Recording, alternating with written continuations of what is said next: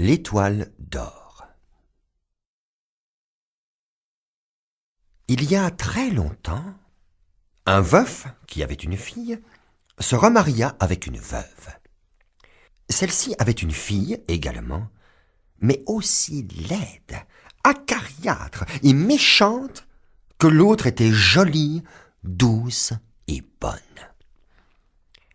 La marâtre ne songeait qu'à se débarrasser de la fille de son mari. Un jour, elle lui dit « Va laver ce blé à la rivière dans un tamis et rapporte-le bien propre. » Mais quand la jeune fille fut au bord de l'eau, la marâtre lui cria à plusieurs reprises « Plus loin, entre dans la rivière !»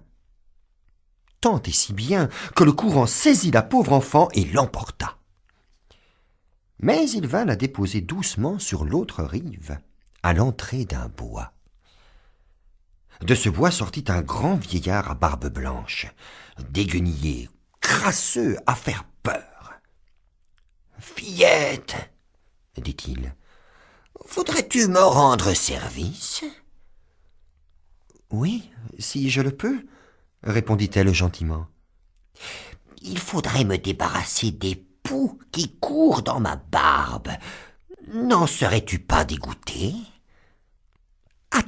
Attendez, dit-elle. » Et prenant le peigne qui retenait ses cheveux, elle le trempa dans l'eau et en nettoya proprement la barbe du vieux.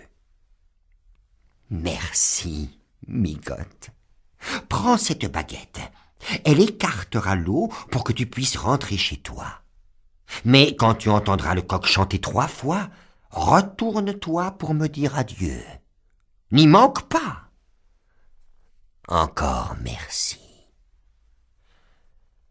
La jeune fille leva la baguette et un sentier se traça afin qu'elle pût traverser la rivière.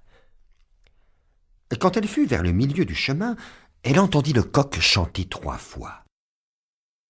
Alors elle se retourna vivement et, de la main, dit adieu au vieillard dont la silhouette s'effaçait dans l'ombre du bois. Aussitôt, elle eut sur le front une étoile d'or, rayonnante, et sa joliesse devint une éblouissante beauté. « Oh, qu'as-tu fait ?» cria la marâtre quand elle la vit rentrer. Et la jeune fille conta son histoire simplement, mais sans se vanter du service qu'elle avait rendu au vieillard.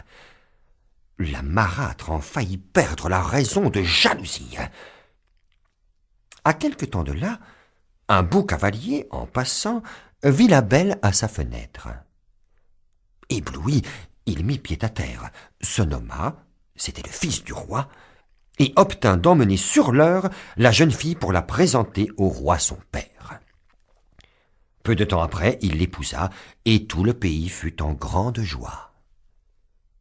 Alors la marâtre dit à sa fille, « Ce qu'elle a fait, tu pourrais bien le faire. Essaie, et reviens toi aussi avec une étoile d'or. » En maugréant, la jeune fille partit, se laissa emporter par le courant qui la déposa à l'entrée du bois. Et tout se passa comme la première fois. Mais quand le vieillard lui fit sa requête, elle recula avec dégoût et répliqua « Misérable pouilleux, crasseux, je ne fais pas de ces besognes-là, moi. Vous pouvez bien, si vous voulez, noyer vos poux dans la rivière, et vous aussi avec eux. » Très doucement, sans se troubler, le vieillard lui tendit la baguette pour traverser l'eau et lui recommanda, comme il l'avait fait pour sa sœur, de se retourner vers lui quand elle entendrait le coq chanter. Elle obéit, mais ne vit plus le vieux. Aussitôt, elle sentit quelque chose sur son front et, ravie, se hâta de rentrer chez elle. « Malheureuse, qu'as-tu fait ?» cria la mère en la voyant.